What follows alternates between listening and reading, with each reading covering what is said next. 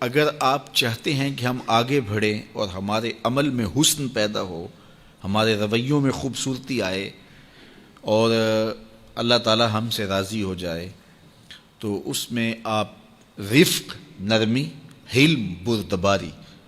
اور انات، معاملہ فہمی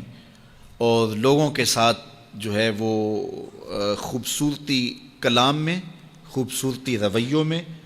اور خوبصورتی مخالطت کی، اور جو ہمسائیگی کے دوستی کے حقوق ہیں، جس طرح والدین کے حقوق ہیں، جس طرح ازدواجی حقوق ہیں، جس طرح آپ کے ہمسایوں کے حقوق ہیں، اس طرح آپ کی دوستیوں کے بھی حقوق ہیں۔ اپنی لہجوں کو نرم رکھیں، ان میں تلخی نہ آئے، سب و شتم سے منع کیا گیا ہے اور معمولی معمولی باتوں پر پکڑ کرنے سے روکا گیا ہے۔ اور اگر یہ رویے بچپن میں پیدا ہو جائیں تو بعض اوقات پھر وہ فطرت ثانیہ بن جاتی ہے، عادت بن جاتی ہے، اور پھر جب آپ بڑے ہوں گے تو وہ عادتیں وہاں بھی چھٹ نہیں پائیں گی، چونکہ وہ اس ماحول میں آپ کے ساتھ جڑ گئی تھی۔ کسی کی ٹو میں لگ جانا، کسی کی غلطیاں نکالنے کی سوچ میں رہنا، کسی کو نیچا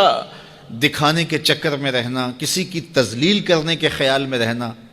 دیکھیے، اگر آپ ڈھونڈنے نکلیں گے تو آپ کو پھول میں بھی کوئی چیز نظر آ جائے گی، کوئی نقص نکل آئے گا، اور اگر آپ اچھائیاں ڈھونڈنے نکلیں گے تو آپ کو کانٹوں کے بھی کوئی فائدے نظر آنے لگ جائیں گے کہ ان سے بھی یہ فائدے وابستہ ہیں۔ اس لیے آپ اچھائیاں ڈھونڈیے۔ وہ ایک صاحب تھے تو وہ کہتے میں ایک بزرگ کے پاس گیا ملنے کے لیے، اور میں ان سے ایک برائی کو نوٹ کیا، ایک ان کی خامی کو نوٹ کیا۔ پھر میں دوسرے بزرگ کے پاس گیا تو ایک خامی میں نے ان کی نوٹ کی۔ اس طرح 99 بزرگوں کے پاس گیا، اور جب 100ویں بزرگ کے پاس گیا اور میں نے کہا حضرت میں 99 بزرگوں کے پاس گیا ہوں اور میری نیت یہ تھی کہ میں ان سے بیعت ہوں، لیکن ہر ایک کی ایک ایک خامی سے میں آگاہ ہوا، اور اب آپ کے پاس آیا ہوں اور کچھ دن گزارنا چاہتا ہوں، اور میں آپ کو پہلے بتا دیتا ہوں کہ میری نظر بڑی باریک ہے، میں بہت تیز ہوں، تو میں آپ کے ساتھ کچھ وقت گزارنا چاہتا ہوں، آپ بھی محتاط رہیے۔ تو وہ بزرگ فرمانے لگے کہ ان سے تو ایک ایک خامی ملی ہے، میرے سے تو بہت زیادہ مل جائیں گی، میں تو سراپا عیب ہوں، لیکن میں تمہیں صرف ایک بات کہتا ہوں کہ تو ان 99 آدمیوں کے پاس گیا، سال لگا، 2 سال لگے، ایک ایک خامی تو نے جمع کی، اب تیرے پاس 99 خامیوں کا ذخیرہ ہے،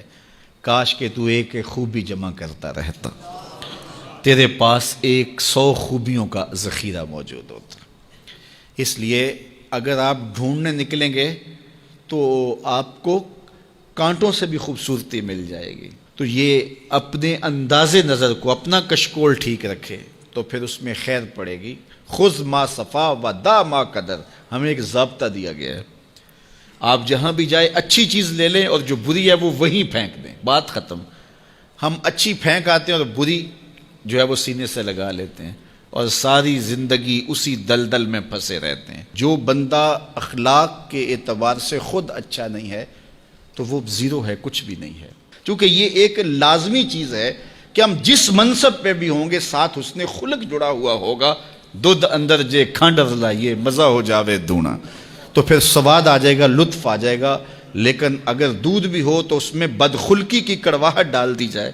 تو پھر آپ ڈاکٹر ہیں، آپ محدث ہیں، آپ مدقق ہیں، آپ مفکر ہیں، آپ مفتی شہر ہیں، آپ علامہ ہیں، آپ پیر طریقت ہیں، آپ شوہر ہیں، آپ باپ ہیں، جو کچھ بھی ہیں،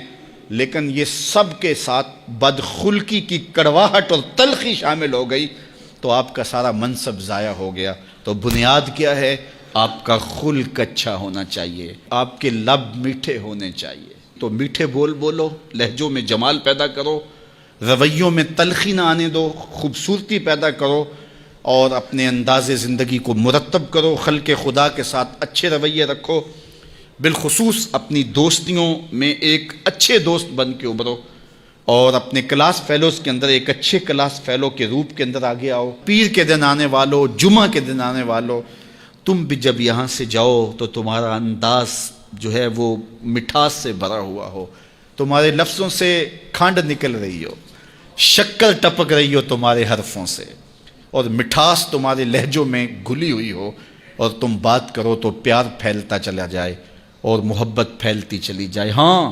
جہاں کہیں سخت بات کرنی ہوتی ہے وہ بھی ایک موقع ہوتا ہے، لیکن عمومی رویوں کی میں بات کر رہا ہوں۔ تو اللہ تعالیٰ جل شانہ ہم سب کو توفیق عطا فرمائے، اور جو کہا جا رہا ہے اس کو سمجھنے کی، روحوں میں اتارنے کی، عمل کا حصہ بنانے کی توفیق عطا فرمائے۔